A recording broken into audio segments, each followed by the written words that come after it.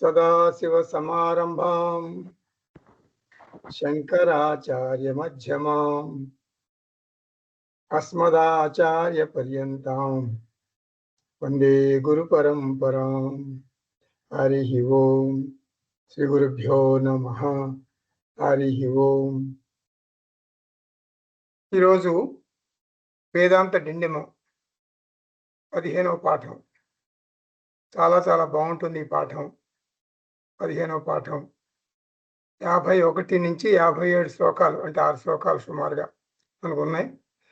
అయితే చాలా బాగుంటుందని ఎందుకన్నానంటే, అంటే జీవ ఈశ్వర ఐక్యం మనం చూస్తాం ఈ శ్లోకాల ద్వారా. అంటే యాక్చువల్గా జీవ 3 శ్లోకాలు, ఈశ్వర 3 శ్లోకాలు, తర్వాత ఐక్యం 3 శ్లోకాలు. ఇంకో రకంగా చెప్పాలంటే తత్ త్వం అసి. త్వం అంటే జీవాత్మ, తత్ అంటే పరమాత్మ, అసి అంటే ఐక్యం. ఐక్యం అంటే మీరు పొరపాటు పడకూడదు. జీవుడు ఈశ్వరుడు అంటే జీవాత్మ పరమాత్మ బాగా విడిగివిడిగా ఉన్నారు ప్రస్తుతం. ఇప్పుడు ఐక్యమైపోతారు అంటే వాళ్ళని ఎవరు వేరు చేయలేరు. వాళ్ళని ఒక రైలు కంపార్ట్మెంట్ 2 ఒకదానికొకటి విడిగా ఉంటే 2 కంపార్ట్మెంట్లు కలిపి వాటి మధ్యలో రిబిట్ వేసేసి బాగా స్క్రూలు బిగించేసి ఇంకా అవి విడిపోవన్నమాట, ఇంకా అట్లా బిగించేస్తారు. అలా జీవుడు ఈశ్వరుడు కూడా ఐక్యం చెందుతారు అని అనుకోకూడదు. గుర్తుపెట్టుకోండి. ఐక్యము అంటే ఏకం అని అర్థం చేసుకోవాలి మనం. అంటే జీవ ఈజ్ ఈక్వల్ టు ఈశ్వర, తేడా లేదు అని అర్థం చేసుకోవాలన్నమాట. ఐక్యం అంటే అది అర్థం. ఐక్యం అంటే కంబైనింగ్ అని కాదు, యునైటింగ్ అని కాదు అర్థం అక్కడ. సో కాబట్టి తత్ త్వం అసి, అహం బ్రహ్మాస్మి. అహం అంటే జీవుడు, బ్రహ్మ అంటే దేవుడు, అసి ఐక్యం. నేను వేరు, దేవుడు వేరు కాదు, జీవాత్మ వేరు, పరమాత్మ వేరు కాదు. ఇప్పుడు మీకు ఒక ఇంట్రడక్షన్ చెప్పాలంటే, మీకు ఒకే ఒక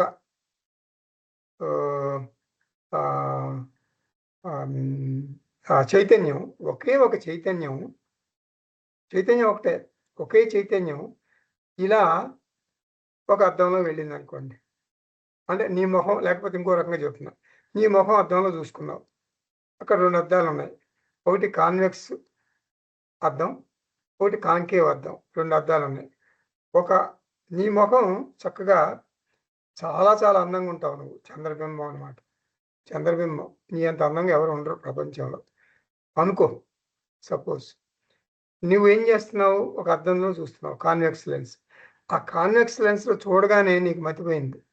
ఎందుకు? ఒక పెద్ద గుమ్మడికాయలాగా ఉన్నావు అనమాట. చాలా పెద్ద గుమ్మడికాయ. ఈ ప్రపంచంలో అంత గుమ్మడికాయ ఉండదు. గుండ్రంగా, చాలా పెద్ద గుండ్రంగా ఉంది నీ ముఖం. అసలు నువ్వు ఊహించలేవు అట్లా ఉంటుందా నీ ముఖం, ఉండదు. కానీ ఎవరి ఎఫెక్ట్ అది? ఆ మిర్రర్ ఎఫెక్ట్, అద్దం ఎఫెక్ట్. అది కాన్వెక్స్ లెన్స్. ఆ కాన్వెక్స్ లెన్స్లో అలా ఉంది. ఏం చేస్తావు నువ్వు? ఫీల్ అయిపోయి మరి బాధపడతావా? ఇట్లా బాధపడతావా? దుఃఖిస్తావా? దుఃఖించవు. అయ్యో అద్దం ఇట్లా ఉంది కదా, అద్దంలో నా ముఖం ఇలా ఉంది కదా, అది అద్దం ఎఫెక్ట్లే అని సరిపెట్టుకుంటావు, అని ఆలోచిస్తావు. నువ్వేమి దాని గురించి దిగులు పడవు, బాధపడవు. అలాగే నువ్వు ఇటు చూడు, ఎక్కడ చూస్తావు? మన కాంకేవ్ లెన్స్లోకి చూడు. కాంకేవ్ లెన్స్లోకి చూస్తే హారిజాంటల్గా ఉంటుంది అన్నమాట. నీ మొహం గుండ్రంగా ఉండదు. పొట్లకాయ. అది గుమ్మడికాయ అయితే ఇది పొట్లకాయ. నువ్వు పొట్లకాయ, నువ్వు సన్నగా ఉంటావా? ఉండవు కదా. కానీ నువ్వేం చేస్తావు? ఓహోహో ఇది కాంకేవ్ లెన్సా, అందుకని నా ముఖం ఇలా కనపడుతుంది. కానీ నా ముఖం నా మెడ మీద భద్రంగా చక్కగా అందంగా ఉంది. నేను పొట్లకాయ కాదు, నేను గుమ్మడికాయ కాదు, నేనే చాలా అందంగా ఉన్నాను అని నీకు తెలుసు. అర్థం చేసుకుంటావు, ఇంటెలిజెంట్గా అర్థం చేసుకుంటావు. నువ్వు అద్దాన్ని పగలగొట్టి ఆ కాన్వెక్స్ లెన్స్ని వేరు చేసి మళ్ళీ నీ ముఖాన్ని ఇంకో పక్కకు పెట్టుకుని అట్లా ఏం చెయ్యవు. అద్దంలో నీ ప్రతిబింబం అది మిథ్య, అది అసత్యం అని తెలుసుకుంటావు. అలాగే కాంకేవ్ లెన్స్లో నీ ప్రతిబింబం అసత్యము, మిథ్య అని తెలుసుకుంటావు. ఏది సత్యము అంటే నా ముఖం, నా మెడ మీద భద్రంగా ఉన్న అందమైన చంద్రబింబం అయినటువంటి ముఖం సత్యం. ఇది తెలివిగా, ఇంటెలిజెంట్గా, ఇంటలెక్చువల్గా మనం అర్థం చేసుకోవాల్సిన విషయం. ఫిజికల్గా అంటే భౌతికంగా మనం సెపరేట్ చేయలేం. అలాగే ఒకే ఒక జీవాత్మ, ఒకే ఒక చైతన్యం అంటే కాన్షియస్నెస్ ఏకం మనందరికి తెలుసు కదా. ఆ ఏకమైనటువంటి చైతన్యం ఇలా వ్యష్టిలో ప్రతిబింబిస్తే, ఒక వ్యష్టి అంటే వ్యక్తి, ఒక జీవాత్మ అనుకోండి. ఆ జీవాత్మలో ప్రతిబింబిస్తే ప్రతిబింబ మాధ్యమం ద్వారా మనకి ఎలా కనపడుతుందంటే నికృష్ట గుణాలు అంటే అల్పం అన్నమాట. నేను చాలా పరిమితము, నేను చాలా పరిమితము అనే అల్పత్వం అనమాట. నేను దాసుణ్ణి, నాకేం తెలుసు, నాకేం తెలియదు, రేపేం జరుగుతుందో నాకు తెలియదు అని ఒక రకమైనటువంటి అల్పత్వ భావాలు అనమాట. వాటిని నికృష్ట గుణాలు అంటారు. అలా ప్రతిబింబిస్తే అదే చైతన్యం పరమాత్మలో ప్రతిబింబిస్తే, అంటే వేరే చోట అంటే సమష్టిలో ప్రతిబింబిస్తే, టోటల్లో ప్రతిబింబిస్తే ఆ ప్రతిబింబ మాధ్యమంలో ఉత్కృష్ట గుణాలుగా వ్యక్తం అవుతాయి. ఉత్కృష్ట గుణాలంటే మరి ఏంటది, సర్వజ్ఞత్వం, సర్వవ్యాపకత్వం, అవన్నీ అన్నమాట. సర్వజ్ఞత్వం, సర్వవ్యాపకత్వం, ఇవన్నీ ఈ గుణాలు ఉన్నాయి కదా, వాటిగా వ్యక్తం అవుతాయి. అంటే అది ఉత్తమ గుణాలు. అయితే ఇక్కడ జీవ ఆత్మ, అక్కడ పరమ ఆత్మ. మనం ఏం చేయాలి? చైతన్యం ఒకటే, మనం తెలివిగా ఆ జీవాత్మలోంచి జీవ తీసేయాలి. అంటే ఇంటలెక్చువల్గా తెలివిగా తీసేయాలి. అట్లాగే పరమాత్మలోంచి పరమ తీసేయాలి. ఏం మిగిలింది? ఆత్మ మిగిలింది. ఆత్మ నిర్గుణ, అది జీవాత్మ అంటే నికృష్ట గుణాలు కాదు, ఉత్కృష్ట గుణాలు కాదు, నిర్గుణ ఆత్మ అని మనం అర్థం చేసుకోవాలి. ఇది జీవాత్మ పరమాత్మ ఐక్యం. ఇలా మనం అర్థం చేసుకోవాలి. ఇంటలెక్చువల్గా అర్థం చేసుకోవాలి, ఇంటెలిజెంట్గా అర్థం చేసుకోవాలి. అలా అర్థం చేసుకుని ఆ ఒకే ఒక చైతన్యం, ఆ ఒకే ఒక ఆత్మ, ఒకే ఒక బ్రహ్మన్ ఎక్కడున్నాడు? కైలాసంలో ఉంటాడు, తర్వాత వైకుంఠంలో ఉంటాడు అనుకోకూడదు. వైకుంఠంలో కూడా ఉంటాడు, కైలాసంలో కూడా ఉంటాడు. ఆ ఆత్మ అహం ఆత్మ అస్మి, అహం బ్రహ్మ అస్మి. అహం దేహం కాదు, అహం దేహి అనుకోవాలి. అంటే ఇంటలెక్చువల్గా అనుకోవాలి. ఇదే ఆత్మజ్ఞానం అంటే. ఆత్మజ్ఞానం అంటే ఏమిటి? జీవ ఈశ్వర ఐక్యాన్ని, జీవ ఈశ్వర ఏకత్వాన్ని సరిగా ఇంటలెక్చువల్గా మైండ్తో, బుద్ధితో, బంగారు బుద్ధితో మనం అర్థం చేసుకోవాలి. మనకి బుద్ధి ఇచ్చింది అందుకే, మన మనిషి జన్మ ఎత్తింది అందుకే, మనిషిగా పుట్టింది ఇందుకే. ఇది ఒక్కటే అర్థం చేసుకుంటే చాలు. ఆత్మజ్ఞానం అంటే ఏమిటి అంటే ఇదే, బ్రహ్మజ్ఞానం అంటే ఏమిటి అంటే ఇదే బ్రహ్మజ్ఞానం. ఇప్పుడు శ్లోకం చూద్దామా? 51. దేహాది పంచకోశస్థా యా సత్తా ప్రతిభాసతే సా సత్తాత్మాన సందేహ ఇది వేదాంత డిండిమః. ఈ 9 శ్లోకాల ద్వారా నేను చెప్పాను కదా, 3 తత్, 3 త్వం, 3 అసి. ఈ 9 శ్లోకాల ద్వారా నృసింహ సరస్వతి త్వం పద లక్ష్యార్థాన్ని చెప్తున్నారు, తత్పద లక్ష్యార్థాన్ని చెప్తున్నారు, లక్ష్యార్థ ఐక్యం కూడా చెప్తున్నారు. జీవ ఆత్మ స్వరూపం త్వం పద లక్ష్యార్థం అంటే సత్ చిత్ ఆనందం వ్యష్టిలో, అలాగే పరమాత్మ స్వరూపం సమష్టి టోటల్ అంటే తత్ పద లక్ష్యార్థం. అక్కడేముంటుంది సచ్చిదానందం. వ్యష్టిలోని సత్, సమష్టిలోని సత్, వ్యష్టిలోని చిత్, సమష్టిలోని చిత్, వ్యష్టిలోని ఆనందం, సమష్టిలోని ఆనందం ఒక్కటే. ఇప్పుడు మనం చూడబోయేటటువంటి 3 శ్లోకాలు 51 నేను చదివేశాను. 51, 52, 53 త్వం పద లక్ష్యార్థం అంటే సచ్చిదానందం, సత్ చిత్ ఆనందం గురించి వివరిస్తాయి. యా సత్తా ప్రతిభాసతే, సత్తా అంటే ఉనికి, అంటే కోశాల్లో మనకు అనుభవంలోకి వస్తుంది. దేహాది అంటే దేహం అంటే అన్నమయ కోశం, ఆది అంటే ఇక మిగిలిన కోశాలు ప్రాణమయ, మనోమయ, విజ్ఞానమయ, ఆనందమయ కోశాలు. సత్తా ప్రతిభాసతే ఉనికి అనుభవంలోకి వస్తుంది. రుజువు ఏమిటి? రుజువు ఏమిటి? మనకి రెగ్యులర్గా దైనందిన జీవితంలో ఒక మాట చెప్తాం, ఐ యామ్ అంటాం. అంటే నేను ఉన్నాను. నా ఉనికి గురించి నాకు అనుమానం ఉండదు.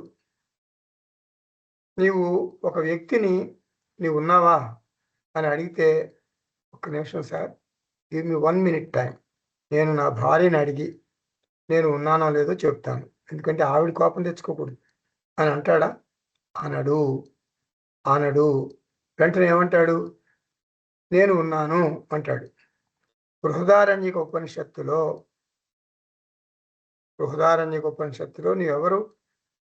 నీవు ఎవరు అని అడిగితే 2 మాటలు చెప్తారు. అందులో సాధారణంగా ఏం చెప్తారు? ఐ యామ్, నేను ఉన్నాను. పురుష విధ బ్రాహ్మణంలో ఇది వస్తుంది. ఏమిటది? అహం అస్మి ఇతి. అహం అస్మి ఇతి. ఇక్కడ నేను అంటే చిత్, ఉన్నాను అంటే సత్. మళ్ళీ చెబుతున్నా, ఎగ్జిస్టెన్స్, కాన్షియస్నెస్, బ్లిస్, ఈ మాటలు తరచుగా మనం వాడతాం. Existence, consciousness, bliss. ఎగ్జిస్టెన్స్ అంటే ఉనికి, కాన్షియస్నెస్ అంటే ఎరుక, బ్లిస్ అంటే ఆనందం, సచ్చిదానందం, సత్ చిత్ ఆనందం. Existence, consciousness, bliss. ఎరుక, చిత్ అంటే కాన్షియస్నెస్ అంటే ఎరుక, చైతన్యం ఉన్న వ్యక్తి మాత్రమే ఐ నేను అనగలడు. అంటే ఉన్నాను, యామ్ అంటే సత్ ఉనికి. సత్తు చిత్తు అందరిలోనూ ఉంటాయి. సా సత్తా ఆత్మా భవతి. ఆ ఉనికి నేనే అయి ఉన్నాను. ఎవరు నేను? చైతన్య నేను. ఆ ఉనికి దేహం నేను కాదు, చైతన్య నేను అయి ఉన్నాను. నేను మగవాణ్ణి. అన్నీ మారిపోతుంటాయి.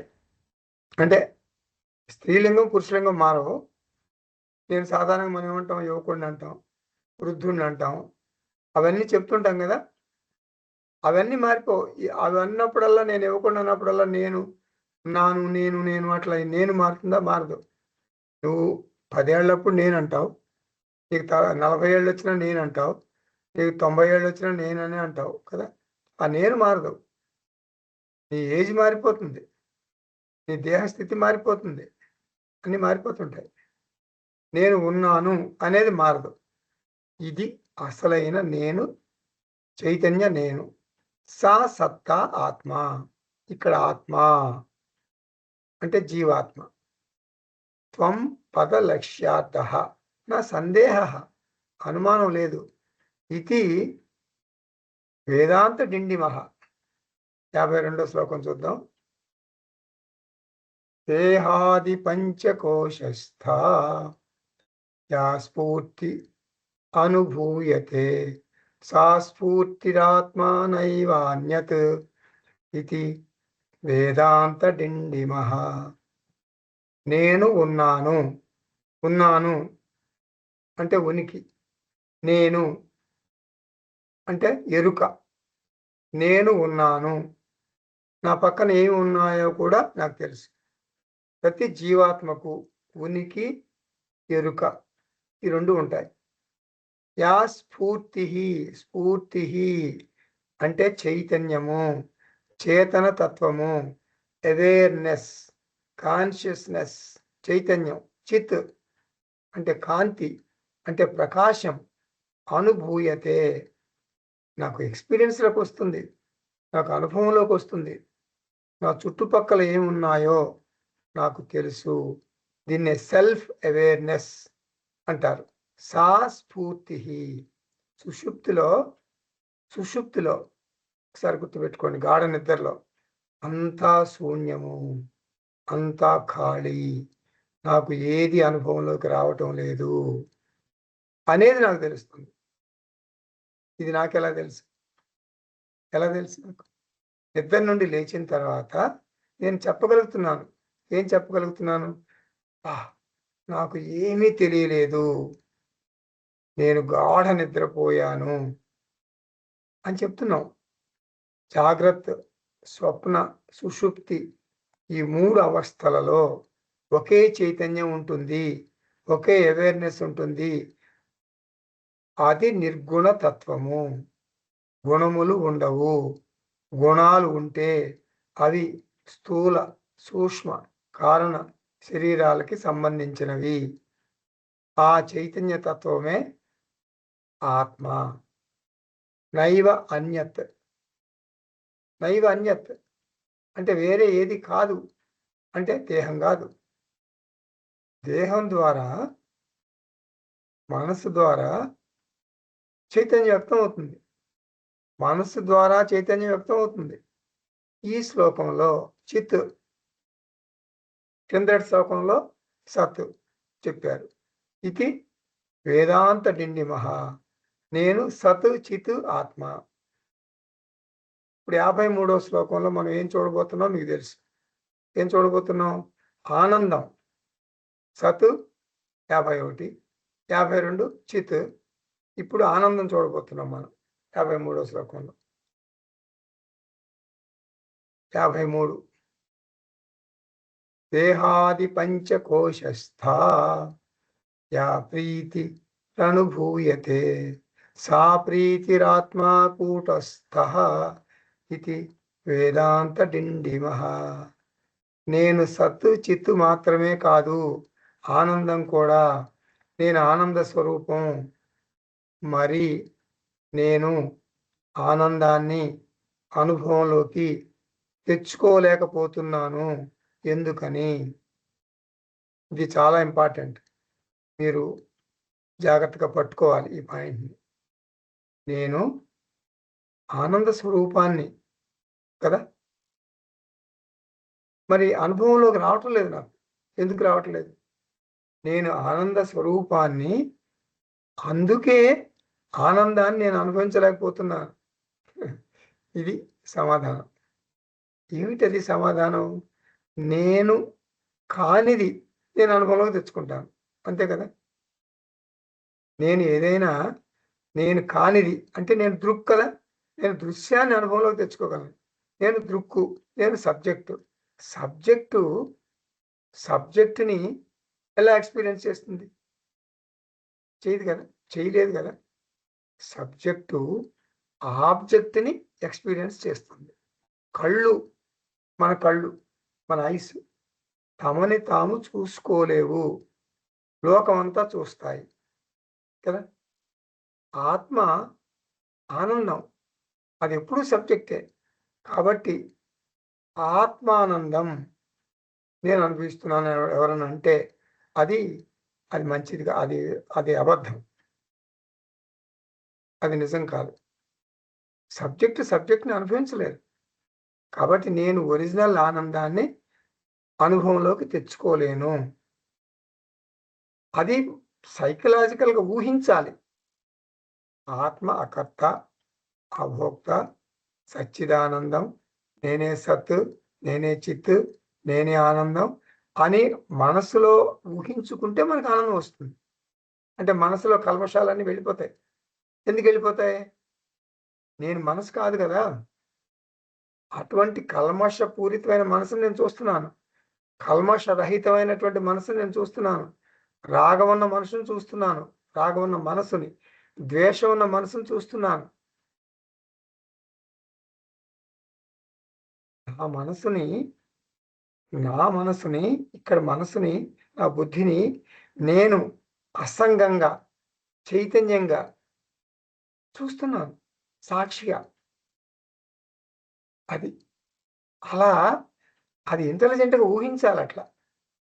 కళ్ళు అద్దంలో చూసుకోలేవు గదా! అద్దంలో చూసుకుంటే కళ్ళేమైపోతాయి అప్పుడు? ప్రతిబింబం. కళ్ళ కళ్ళు తన ప్రతిబింబం చూసుకుంటాయి.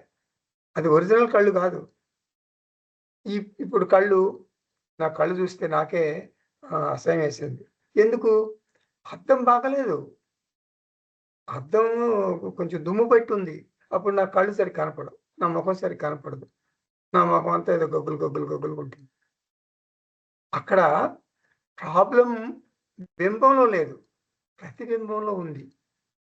కాబట్టి, కాబట్టి ప్రతిబింబం యొక్క నాణ్యత, ఆ ప్రతిబింబ మాధ్యమం మీద ఆధారపడి ఉంటుంది.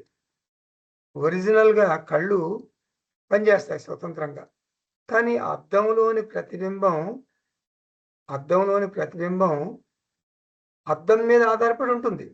గుర్తుపెట్టుకోండి. ఆ మాధ్యమం మీద ఆధారపడి ఉంటుంది. ఇప్పుడు కొంతమంది తెలివిగా ఉంటారు. చాలా తెలివిగా. ఆత్మజ్ఞానం పట్టుకుంటారు.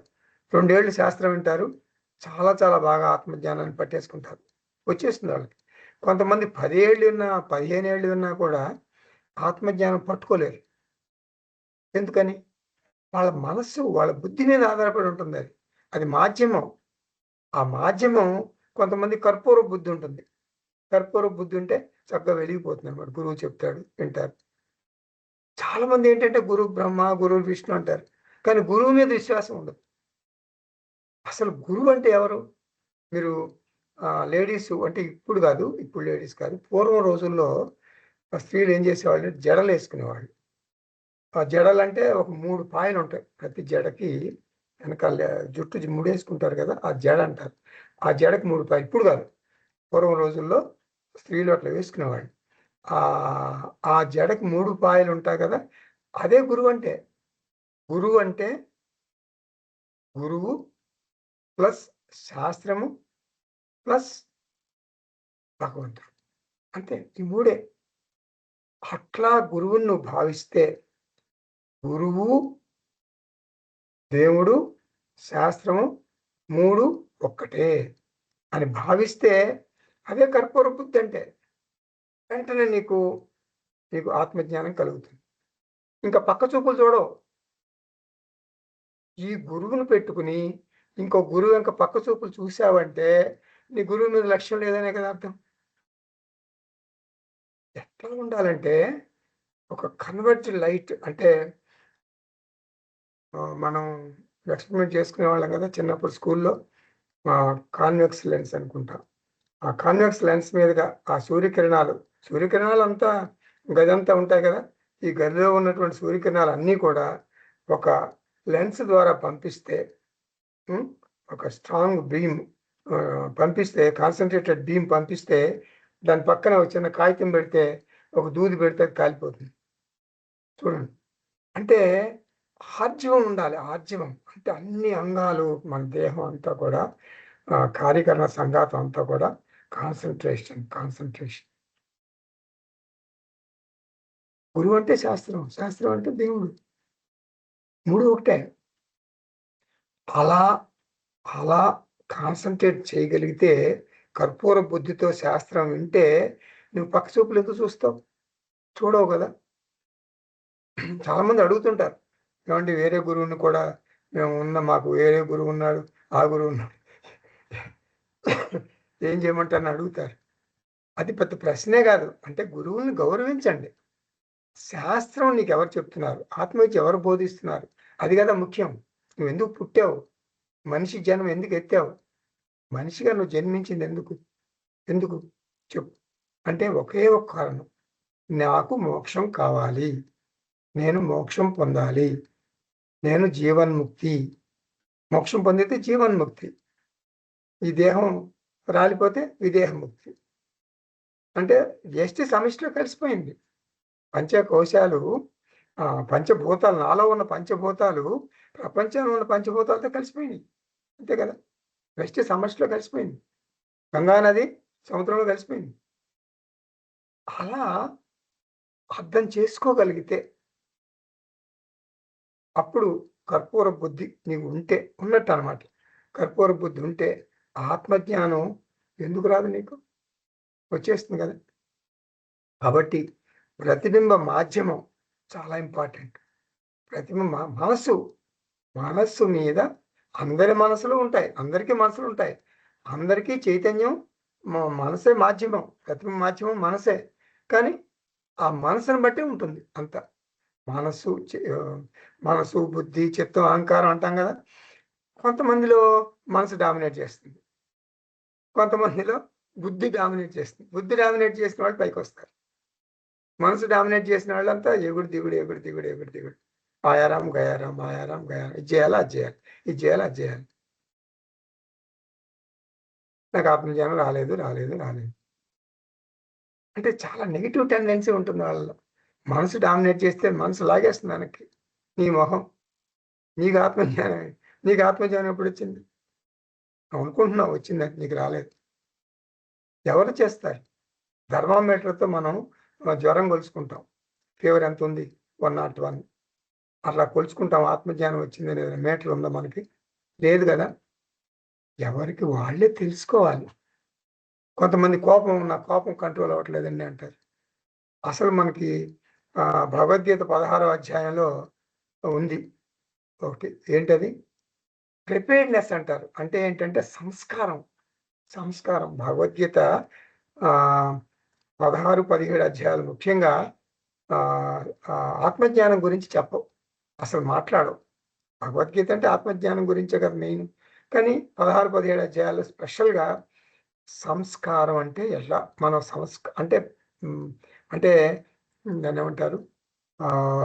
సాధన చతుష్టయ సంపత్తి ఎలా జ్ఞాన యోగ్యత ఎలా డెవలప్ చేసుకోవాలి? ప్రిపేర్డ్‌నెస్ మన మైండ్ ఎట్లా ప్రిపేర్ చేసుకోవాలి అని ఉంటుంది.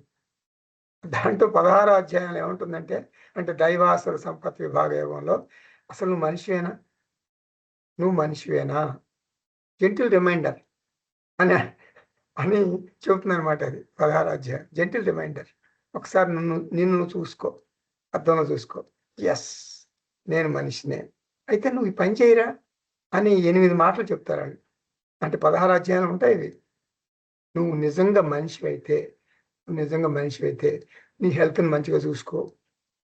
మరి ఇంటిగ్రేషన్ ఆఫ్ హెల్త్ ఇందాక చెప్పాను కదా! ఆర్జీవం. అన్ని అంగాలు ఒకే రేఖలో పనిచేయాలి కాన్సంట్రేటెడ్‌గా. అది మనిషిగా. తర్వాత నేను ఒక పని చేస్తున్నాను. అంటే డూవర్ అంటారు కదా దాన్ని. అంటే కర్త. మనిషిగా నువ్వేం చేయాలి? కర్త నువ్వెట్లా చేయాలి? అంటే యానిమల్ బిహేవియర్ ఉండకూడదు. Impulsive behaviour. సార్ నాకు కోపమొస్తే నా ముందు ఏమున్నా చూసుకోను. అద్దం పగలగొట్టేస్తా. భార్య ఉన్నా సరే ఊరుకోను. నా భర్త ఉన్నా సరే నా కోపాన్ని కంట్రోల్ చేయలేడు. ఇలా మాట్లాడకూడదు. అదంతా ఇంపల్సివ్ బిహేవియర్. జంతు ప్రవృత్తి. సో, కర్త అంటే ఏం చేయాలి? ముఖ్యంగా జంతు ప్రవృత్తి ఉండకూడదు. వైజ్ యాక్షన్స్ ఉండాలి. అట్లాగే భోక్త అంటే పొద్దున్న లేచింది మొదలు రాత్రి పడుకునే వరకు మనం ఏదో ఒకటి ఎక్స్‌పీరియన్స్ చేస్తాం కదా! అనుభవంలో తెచ్చుకుంటాం కదా! ఈ అనుభవాల్ని మనం ఎలా చేసుకోవాలి? సింక్రొనైజ్ చేసుకోవాలి. అదంతా భోక్త. తెలీదు కదా మనకి. ఏ అనుభవం వస్తుందో. ఇవాళ బాగానే ఉన్నాం.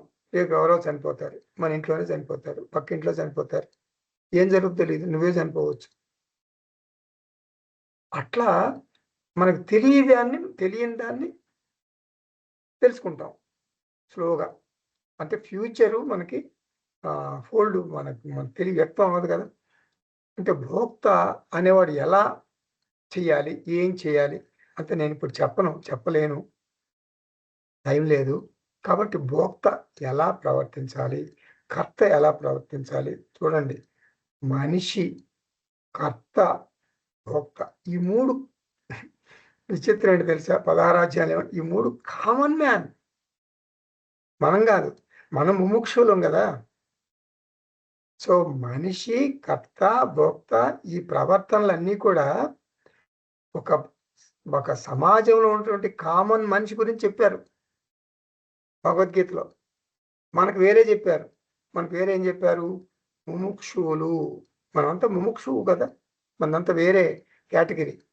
మోక్షం, మోక్షమే కావాలి అని అనుకునే వాళ్ళకి ఏంటి? అంటే 3 ఉండాలంట మనకి ముముక్షువులకి. ఏముండాలి? గురువు, భగవంతుడు, శాస్త్రం. అంతే ఈ 3 గురువు, faith on guru, association with guru. అట్లాగే శాస్త్రం, faith on shastra, association with shastra. అలాగే భగవంతుడు, faith on god, association with god. అంతే బస్ బాత్ ఖతం. చూడండి. ఇలా ఆలోచించుకొని నేను నా యొక్క జ్ఞాన యోగ్యతని, నా సాధన చతుష్టయ సంపత్తిని ఎలా అంటే ప్రిపేర్డ్ మైండ్ ఎలా నా బుద్ధిని, నా అమాయకపు బుద్ధిని, అజ్ఞానపు బుద్ధిని, అజ్ఞానపు మనస్సుని చక్కగా జ్ఞానపూరితమైన బుద్ధిగా ప్రిపేర్ చేసుకోవాలన్నమాట నేనే. అలా నన్ను నేను ప్రిపేర్ చేసుకోవటాన్నే జ్ఞాన యోగ్యత అంటారు. సాధన చతుష్టయ సంపత్తి అంటారు. శమధమాలు, ఆ శమధమాది షట్క సంపత్తి అవన్నీ నాకుగా నేను డెవలప్ చేసుకోవాలి. అది గురువు ఒక చిన్న హోల్ కొట్టి ఒక ఇంజెక్షన్ చేసి ఇక్కడ నీకెవరు నింపరు కదా! ఎవరు నింపరు. ఎవరికి వాళ్ళే డెవలప్ చేసుకోవాలి. కాబట్టి దుమ్ము కొట్టుకుపోయి ఉంటే అద్దం ప్రతిబింబం స్పష్టంగా కనపడదు. కాబట్టి ఆనందానికి ప్రతిబింబ మాధ్యమం ఏమిటి? మనస్సు. ఆనందానికి ప్రతిబింబ మాధ్యమం ఏమిటి? మనస్సు.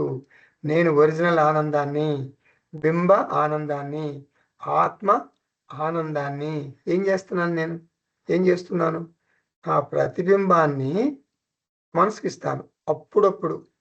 అలా ప్రతిబింబ ఆనందం మనసులోకి వస్తే ముఖం వెలిగిపోతుంది. ముఖంలోని వెలుగు ఆత్మానందం మీద ఆధారపడదు. గుర్తుపెట్టుకోండి. ముఖంలోని వెలుగు ఆత్మానందం మీద ఆధారపడదు. ఆత్మానందం నిత్యం ఉంటుంది. నిత్యము ఉంటుంది.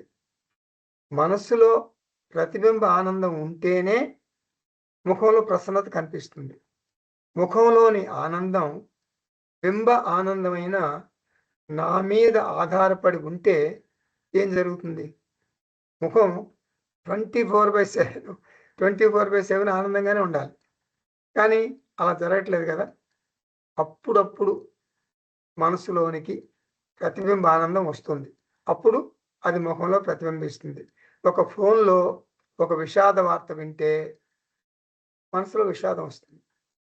అదే ముఖంలో ప్రతిబింబిస్తుంది. ఈ ముఖం అంతా కూడా ఆమోదం. విచారవదనం అన్నమాట. ముఖంలో విషాద ఛాయలు నిజం చెప్పాలంటే ముఖంలో విషాద ఛాయలు అలుముకున్నప్పుడు కూడా నేను ఆనంద స్వరూపమే అంటుంది వేదాంతం. దేహాది పంచకోశస్థ యా ప్రీతి అంటే సెల్ఫ్ లవ్, స్వీయ ప్రేమ, ఆత్మ ప్రేమ, ఆత్మ ప్రీతి. ప్రతి వ్యక్తి తనను తాను ప్రేమిస్తాడు, తనను తాను ఇష్టపడతాడు. ఆ తర్వాత నాకు సంబంధించిన వ్యక్తులను నేను ప్రేమిస్తాను. అందుకే ఎవరన్నా ఫస్ట్ అటెంప్ట్‌లో చార్టర్డ్ అకౌంటెన్సీ అంటే CA ఎగ్జామ్ పాస్ అయితే నేను ఆనందంతో గంతులు వేయను. అదే నా కొడుకు 7వ సారి పాస్ అయితే అంటే 6 టైమ్స్ ఫెయిల్ అయిపోయాడు. 7th టైం కనుక పాస్ అయితే నేను ఉబ్బి తబ్బిబ్బవుతాను. స్వీట్స్ పంచుతాను. ఎందుకు? నా కొడుకు కాబట్టి. అంటే ఆత్మ ప్రేమ ముఖ్యం. నన్ను నేను ప్రేమిస్తాను. ఎందుకు?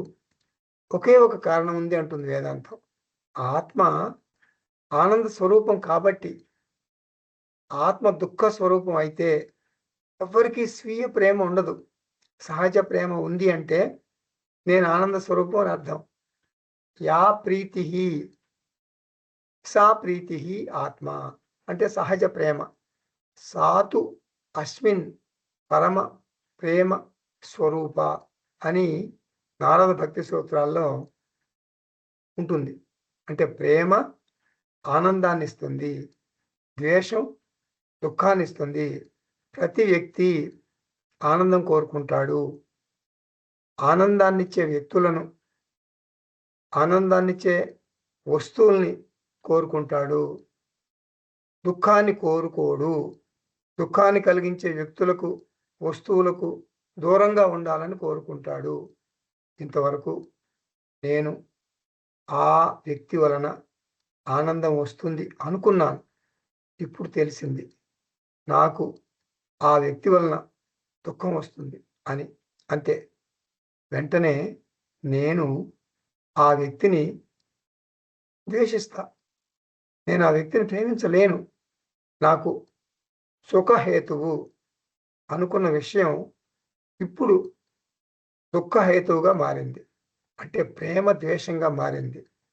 ప్రేమకు ద్వేషానికి మధ్య ఉదాసీన భావం ఉంటుంది. ప్రేమ మధ్యలో ఉదాసీన భావం, తర్వాత ద్వేషంగా మారిపోతుంది. ప్రతి వ్యక్తి ఆనందాన్ని లేక ఆనందాన్నిచ్చే సోర్సు కోరుకుంటాడు. మనల్ని మనమే ప్రేమించుకుంటాం. కాబట్టి వేదాంతం ఏం చెబుతుంది? ఇది జాగ్రత్తగా వినండి. ఇక్కడ పాయింట్, అసలు పాయింట్ ఇది. వేదాంతం ఏమి చెబుతుంది అంటే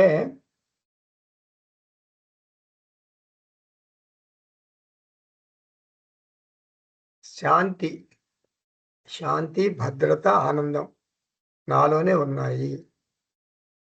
ఇది ప్రేమ, తద్వారా కలిగే ఆనందం జీవాత్మ యొక్క లక్ష్యార్థం. వేదాంత డిండిమం 5వ శ్లోకంలో మనం చూసాం ఇదే విషయం. సా ప్రీతి ఆత్మ కూటస్థః అంటే మారని ఆత్మ. సత్ మారదు, చిత్ మారదు, ఆనందం మారదు. సత్ చిత్ ఆనందం నిత్యం కూటస్థః ఆత్మ ఇది వేదాంత డిండిమః. ఇంతటితో త్వంపద లక్ష్యార్థం ముగిసింది. తత్పద లక్ష్యార్థం మనం చూద్దాం. ఇక్కడ కూడా తత్తులో 3 ఉంటాయి. అంటే 54, 55, 56. సచ్చిదానందం చూద్దాం. వ్యోమాది పంచభూతస్థా యా సత్తా భాసతే నృణాం సా సత్తా పరమం బ్రహ్మ ఇది వేదాంత డిండిమః. త్వంపద విచారణకు పంచకోశాలు ప్రాతిపదికగా చూసాం. తత్పద విచారణకు పంచభూతాల్ని ఆసరాగా తీసుకున్నారు. ఎవరు? నృసింహ సరస్వతి. సృష్టి అంతా కూడా పంచభూతాలతో నిండి ఉంది. మన భౌతిక శరీరం కూడా పంచభూతాలతో నిండి ఉంది. పంచభూతాలంటే ఎక్కడో విన్నట్టుందండి. పంచభూతాలు అని అనకూడదు మీరు. ఆకాశం, వాయువు, అగ్ని, జలం, పృథ్వీ, ఇదే పంచభూతాలంటే. మనమంతా కూడా డెరివేషన్ ఆఫ్ పంచభూతాలే. మనం అక్కడి నుంచి దాంట్లోంచి వచ్చాం. సో అదే మెయిన్. ఈ ప్రపంచంలో జగత్తులో ఏముందంటే పంచభూతాలే ఉన్నాయి. పంచభూతాల్లోంచి వచ్చాం, పంచభూతాల్లో కలిసిపోయాం, అంతే. పంచభూతాల్లో ఉన్న ఉనికి ఆకాశం ఉంది, వాయువు ఉంది, అగ్ని ఉంది. యా సత్తా నృణాన్ భాసతే. అందరి మనుషుల్లోనూ ఉనికి ఉంది. నేను ఒక వ్యక్తిని చూస్తే నాకు 2 విషయాలు తెలుస్తాయి. అంటే ఇంటెలిజెంట్గా తెలుసుకోవాలి. వ్యక్తి ప్లస్ ఉనికి అంటే వ్యక్తి ప్లస్ ఎగ్జిస్టెన్స్, జీవనం ప్లస్ అస్తిత్వం. నువ్వు ఒక వస్తువుని చూస్తున్నావంటే ఆ వస్తువు ప్లస్ ఉనికి. ఇప్పుడు చెయ్యి ఎప్పుడు చెప్తాం కదా, చెయ్యి చూస్తున్నావు, చెయ్యి భలే ఉంది సార్ మీది, ఏళ్ళు బాగున్నాయి సార్, అదంతా పక్కన పెట్టవయ్యా. ఈ చెయ్యిని చూస్తున్నావంటే చేతిని ఒక వెలుగులో చూస్తున్నావు కదా. అంటే నువ్వు చెయ్యి ప్లస్ వెలుగు, చేతిని చూస్తున్నావంటే చెయ్యి ప్లస్ వెలుగు చూస్తున్నావు అని, రెండు చూస్తున్నావు అని అర్థం. అట్లా అర్థం చేసుకోవాలి ఇంటెలిజెంట్గా.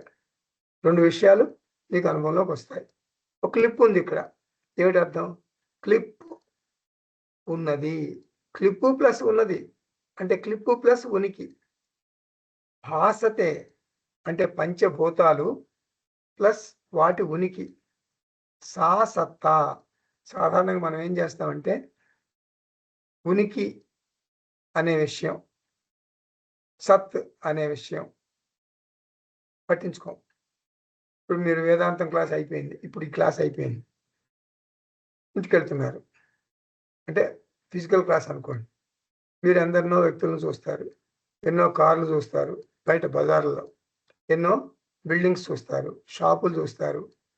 మీకు అన్ని అనుభవాలు కనుక ఒకే ఒక మారని విషయం ఒకటి ఉంటుంది. అదేంటది? సూర్యకాంతి. అది లేనిదే, అంటే సూర్యకాంతి లేనిదే మీరు ఏ వస్తువుని, ఏ వ్యక్తిని, ఏ బిల్డింగ్ని, ఏ కార్ని, ఏ రోడ్డుని ఏం చూడలేరు. సాధారణంగా మనం సూర్యకాంతిని అంతగా పట్టించుకోము. రాత్రిపూట కాదు నేను చెప్పేది, పగలు. కాంతి ఉండటం వల్లనే మనం వాటిని చూడగలుగుతున్నాం అనే విషయం అసలు గమనించం. వేదాంతం ఏమని చెబుతుంది? ప్రతి వస్తువు వెనుక ఉన్న సత్తుని గమనించండి, ఉనికిని గమనించండి. సా సత్తా పరమం బ్రహ్మ, ఆ సత్ బ్రహ్మ, సత్యం జ్ఞానం అనంతం బ్రహ్మ. బ్రహ్మన్ వైకుంఠంలోనో కైలాసంలోనో ఉన్నాడు అనుకోవద్దు. పెన్ ఉన్నది అంటే ఉనికి, అదే బ్రహ్మన్. అంటే వస్తువు ప్లస్ బ్రహ్మన్ అన్నమాట. ప్రతి అణువులోనూ బ్రహ్మన్ ఉన్నాడు. ఇది వేదాంత డిండిమః. వ్యోమాది పంచభూతస్థ, 55వ శ్లోకం చూద్దాం. వ్యోమాది పంచభూతస్థ యాచిత్ ఏకానుభూయతే సాచిత్ ఏవ పరం బ్రహ్మ ఇది వేదాంత డిండిమః. పంచభూతాల్లో ఉన్న చైతన్యం కూడా బ్రహ్మన్. ఇది జాగ్రత్తగా అర్థం చేసుకోవాలి. పంచభూతాలకు ఉనికి ఉంటుంది, ఇది మనం అర్థం చేసుకోవచ్చు. చైతన్యం ఉన్నది అని ఎలా చెప్తాం? పంచభూతాలు జడం కదా, ఇది నాకు అనుభవంలో ఉంది. జడం అంటే చైతన్యం లేదు, అచేతనం అని అర్థం కదా. చిత్ జడ పదార్థంలో ఎలా ఉంటుంది? చిత్తు చేతన పదార్థంలో కదా ఉంటుంది. దీనికి మనం రెండు రకాలుగా జవాబు చెప్పవచ్చు. ఒకటి ఏంటంటే ప్రతి వస్తువు వెనుక సత్తు చిత్తు రెండు ఉంటాయి. అంటే ఉనికి ఉన్న చోట ఎరుక ఉంటుంది. ఎగ్జిస్టెన్స్ కాన్షియస్నెస్ రెండు ఒకటే. ఉనికి ఎరుక రెండు ఒకటే. ఒకటి ఉంటే రెండోది కూడా ఉన్నట్లే. కాబట్టి పంచభూతాల్లో చైతన్యం ఉంటుంది, కానీ చైతన్యం వ్యక్తం అవ్వదు. ఇది గుర్తుపెట్టుకోండి, అండర్లైన్ చేసుకోండి.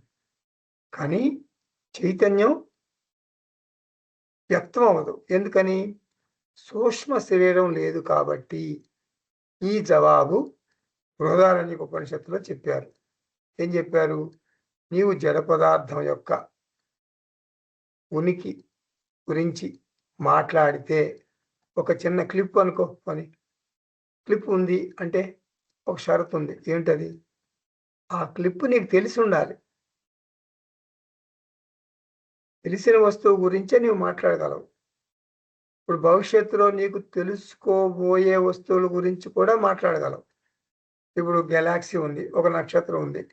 ఇంతవరకు సైంటిస్టులకి ఆ స్టారు సంగతి తెలియలేదు. కానీ అది ఉంది. అది మనకు తర్వాత తెలుస్తుంది. ఒక వస్తువు గురించి నీకు అసలు ఎప్పటికీ తెలియదు అనుకుందాం అనుకోండి. నీకు అది ఉందని చెప్తావా? నువ్వు చెప్తావా? చెప్పవు. ఎందుకంటే నీకు తెలియదు కదా! తెలిస్తేనే, ఇది అండర్‌లైన్ చేసుకోవాలి. తెలిస్తేనే, నీకు తెలిస్తేనే ఉన్నది అని చెప్పగలవు. కాబట్టి ఉనికికి ముందు జ్ఞానం ఉండాలి. ఇది సత్‌కి ముందు చిత్తు ఉండాలి.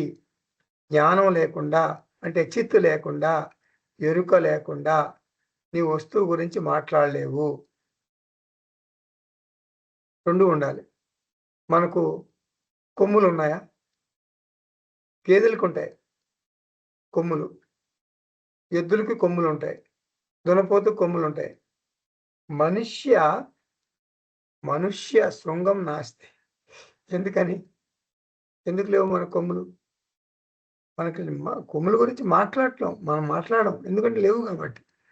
ఒక 1000 సంవత్సరాల తర్వాత మనిషికి కొమ్ములు రావచ్చును అని ఎవరినంటే, అది ఊహాత్మకంగా నువ్వు చేయలేవు.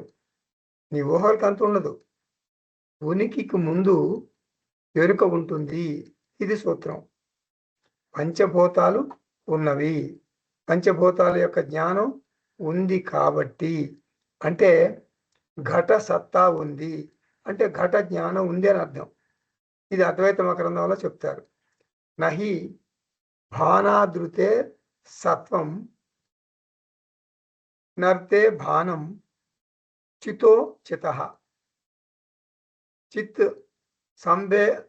సంభేదోపిన ధ్యాసాత్ రితే దేనాః అద్వయః. అంటే ఈ శ్లోకం సంగతి మర్చిపోండి, ఆ మంత్రం సంగతి మర్చిపోండి. తాత్పర్యం ఏంటంటే ఘట జ్ఞానం లేకుండా ఘట సత్తా గురించి చెప్పలేము. పట జ్ఞానం లేకుండా పట సత్తా గురించి చెప్పలేము. నాలెడ్జ్ అంటే జ్ఞానం, అంటే చైతన్యం, అంటే కాన్షియస్నెస్. కాబట్టి ప్రతి వస్తువు వెనుక చైతన్యం ఉంది. వ్యోమాది పంచకోశస్థ యాచిత్ జ్ఞానరూపేణ. ప్రతి వస్తువు వెనుక చైతన్యం ఉంది. ఆకాశ జ్ఞానరూపేణ ఆకాశ చైతన్య సంబంధ. వాయు జ్ఞానరూపేణ వాయు చైతన్య సంబంధ. జ్ఞానం వల్ల మాత్రమే మనము ఉనికి గురించి మాట్లాడగలుగుతున్నాము. బృహదారణ్యక ఉపనిషత్తులో మైత్రేయి బ్రాహ్మణంలో 3 ఉదాహరణలు, అంటే ఎగ్జాంపుల్ చెప్తారు. శంఖ శబ్ద, వీణ శబ్ద, భేరి శబ్ద. ఇలా విశేష శబ్దాలు ఉంటాయి. అంటే అన్నీ మారేటటువంటి స్వరాల మధ్య పాట పాడుతున్న అతని యొక్క స్వరం మారదు. అలాగే నాదస్వరంలో ఎన్నో రాగాలు ఉంటాయి. రాగాలు మారుతాయి, నాదస్వర శబ్దం మారదు. అలాగే నేను 10 మంది వ్యక్తులను చూస్తున్నాను. రామ, కృష్ణ, లక్ష్మి, సరస్వతి వగైరా వగైరా. రాముడు ఉన్నాడు. రాముని గురించి జ్ఞానం నాకుంది. నాకు తెలిసిందే నేను చెప్తాను. కృష్ణుడు తెలుసు, కృష్ణుడు ఉన్నాడు. లక్ష్మి తెలుసు. ఈజినెస్, నోన్నెస్ మారవు. అందరిలోనూ అవే ఉన్నాయి. ఏమిటవి? ఉనికి, ఎరుక. ఈజినెస్ సత్తా అంటారు. నోన్నెస్ చిత్తా అంటారు, అంటే చిత్. ఉనికిని సత్తా అంటారు, ఎరుకని చిత్తా అంటారు. ఆ చైతన్యాన్ని బ్రహ్మన్ అంటారు. నా అన్యత్, వేరే ఏమీ లేదు. ఇది వేదాంత డిండిమః. 56వ శ్లోకం చూద్దాం. వ్యోమాది పంచభూతస్థా యా ప్రీతిరనుభూయతే సా ప్రీతిరేవ బ్రహ్మ స్యాత్ ఇది వేదాంత డిండిమః. పంచభూతాల్లో ఆనందం ఉంది. నేను వేదాంత డిండిమం క్లాస్కి ఆలస్యంగా వచ్చాను. అంటే ఫిజికల్ క్లాస్ అనుకోండి. నేను కుర్చీలో కూర్చోవాల్సి వచ్చింది. కుర్చీ కోసం చూస్తున్నా. నాకు కుర్చీ కనపడింది. ఎవరో కూర్చున్న కుర్చీ కాదు, ఖాళీ కుర్చీ. ఖాళీ కుర్చీ చూసావు. ఆహా! ఇక్కడ కూర్చోవచ్చు అనుకున్నావు. అంటే ఏంటి దాని అర్థం ఏమిటి? అదే ఆకాశం. ఆకాశం అంటే స్పేస్. నీకు ఆ ఖాళీ కుర్చీ ఏం చేసింది? ఇప్పుడు నీకు ప్రీతి కలిగించింది. ఎందుకు? నువ్వు అందులో కూర్చోవాలని అనుకున్నావు. ఇప్పుడు నీకు ఆనందం దేనివల్ల కలిగింది? ఆకాశం నీకు ఆనందాన్నిచ్చింది. నీకు ఆకాశం ఆనందాన్నిచ్చిందంటే ఏమిటి అర్థం? దానిలో ఆనందం ఉంటేనే కదా నీకిచ్చేది. ఆనందం ఉందని. కాబట్టి నీకు ఏదైనా ఒక వస్తువు ఆనందాన్ని ఇచ్చిందంటే అక్కడ ఆనందం ఉంది. అందుకే నీకు అది ఆనందాన్ని ఇవ్వగలుగుతుంది. ఆ ఆనందమే బ్రహ్మన్. వాయువు ఇలాగ చెప్పుకోవాలి. వాయువు గురించి చెప్పాలంటే మీకు అందరికీ బాగా తెలిసిన ఎగ్జాంపుల్ ఇది. ఒక శిష్యుడు నేను అహం బ్రహ్మాస్మి తెలుసుకోవాలని ఉందండి. ఆ బ్రహ్మను ఎలా ఉంటాడో తెలుసుకోవాలని ఉంది. అంటే నీకు భక్తి తీవ్రంగా ఉంటే అప్పుడు నీకు బ్రహ్మను కనపడతాడు అని చెప్తాడు గురువుగారు. ఏంటి గురువుగారు? ఏమిటది? భక్తి తీవ్రత అంటే ఏమిటి చెప్పండి? అంటే చెప్తాను లేవయ్యా. అయితే ఒక పని చేయి, రేపు రా, రేపు చూపిస్తానంటాడు. వాళ్ళు గంగా స్నానానికి వెళ్తారు. ఇద్దరు గురువు శిష్యుడు. ఆ గంగ ఆ గురువు శిష్యుడు తల పట్టుకుని గట్టిగా పట్టుకుని ఆ గంగ నీటిలో ముంచుతాడు. శిష్యుడు ఊహించడు ఇది. నీటిలో తల ముంచేసరికి ఊపిరి ఆడదనమాట. కాసేపు ఒక 10 సెకండ్స్ ముంచి తర్వాత తల పైకి తీస్తాడు. అప్పుడు శిష్య ఏంటి నీకెలా నీకెలా ఉంది అంటే, నాకు వాయు ప్రీతి. నాకు ఎప్పుడు గాలి పీల్చుకుంటానా, ఎప్పుడు గాలి పీల్చుకుంటానా, నేను చనిపోతున్నాను, గాలి లేకపోతే చనిపోతాను కదా, ఎప్పుడు గాలి పీల్చుకుంటానా అనిపించింది గురువుగారు అంటాడు. అది వాయువు నీకు ఆనందాన్ని ఇచ్చింది. అలాంటి తీవ్రమైనటువంటి తపన ఉంటే నీకు అహం బ్రహ్మాస్మి తెలుస్తుంది అని చెప్తాడు అనుకోండి. సో కథ పక్కన పెట్టండి. ఓకే, నీకు ఇప్పుడు వాయువు అంటే ఇష్టం అనమాట. అది గ్రహించండి. తర్వాత అగ్ని ఇట్లాగే చూడొచ్చు. ఇప్పుడు మానస సరోవరం యాత్రకు వెళ్తావు, అక్కడ చలి తట్టుకోలేము. అప్పుడు ఏం చేస్తాం? అబ్బా, టెంపరేచర్ కనీసం 30 degrees అన్న ఉంటే బాగుంటుంది, చలికి చచ్చిపోతున్నాం అనిపిస్తుంది. అగ్ని కోసం చూస్తావు. అలాగే జలం, అలాగే భూమి, పంచభూతాలు 5 నీకు ఆనందాన్ని ఇస్తాయి. ఆ ఆనందమే ఆత్మ, లేకపోతే బ్రహ్మన్. బ్రహ్మన్ మినహా ఆనందాన్నిచ్చే వస్తువు ఈ జగత్తులో ఏది లేదు. యో వై భూమా తత్ సుఖం నా అల్పే సుఖం అస్తి. చాందోగ్య ఉపనిషత్తులో ఈ మాట అంటారు. వ్యోమాది పంచభూతస్థ యా ప్రీతి రసో వై సహా రసఘే వాయం లబ్ధ్వా ఆనందీ భవతి. తైత్రీయ ఉపనిషత్తు అనమాట. అంటే రసం అంటే మన ఈ రసం ఆనందం. బ్రహ్మన్ రసః అంటే ఆనందం. యా ప్రీతి అనుభూయతే సా ప్రీతి ఏవ బ్రహ్మ స్యాత్ ఇది వేదాంత డిండిమః. ఈ 3 శ్లోకాల్లో తత్ పదార్థ లక్ష్యార్థం ఉందని చెప్పారు. సత్యం, జ్ఞానం, ఆనందం, బ్రహ్మ. సత్ పంచకోశాలు, పంచభూతాలు రెండింట్లోనూ ఒకటే. చిత్ పంచకోశాలు, పంచభూతాలు రెండింట్లోనూ ఒకటే.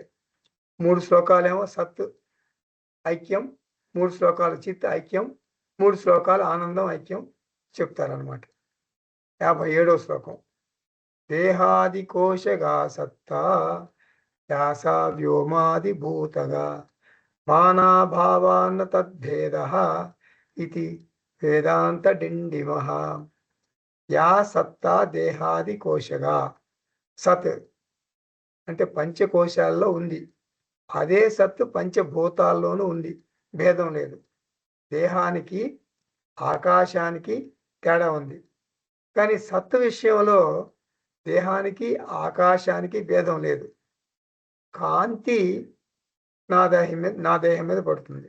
కాంతి నీ దేహం మీద కూడా పడుతుంది. కాంతిలో తేడా లేదు. కానీ దేహాలు వేరు. ఒక దేహం నలుపు, ఒక దేహం తెలుపు. ఎత్తు తేడా ఉంటుంది, బరువు తేడా ఉంటుంది, మరి భేదాలు ఉండొచ్చు. కానీ కాంతిలో భేదం లేదు. అలాగే వ్యష్టిలోను సమష్టిలోను సత్తు ఒక్కటే. ఒకే ఒక సర్వవ్యాపక చైతన్యం ఉంది. సత్యం, జ్ఞానం, అనంతం, బ్రహ్మ.